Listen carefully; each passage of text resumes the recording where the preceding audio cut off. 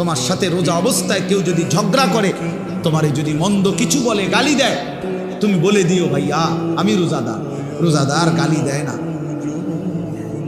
রোজাদার ঝগড়া করে না ভাইয়া, রোজাদার নাফরমানি করে না। ফালিয়াকুল ইন্নী ইমরুউন সাইম, নবীজি বলেন বলে দিও তুমি ভাইয়া আপনি আমার আরো অনেক কিছু বলতে পারেন, আমি রোজাদার, আমি রোজাদার। রোজাদার গালি দেয় না।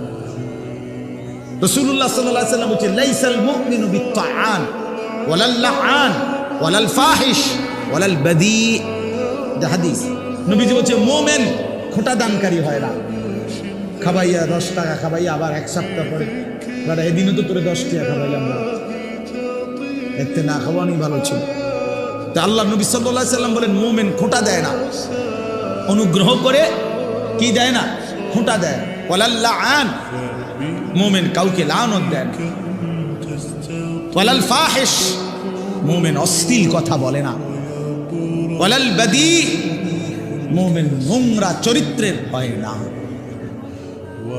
হাদিস আল্লাহ রাসূল সাল্লাল্লাহু আলাইহি ওয়াসাল্লাম।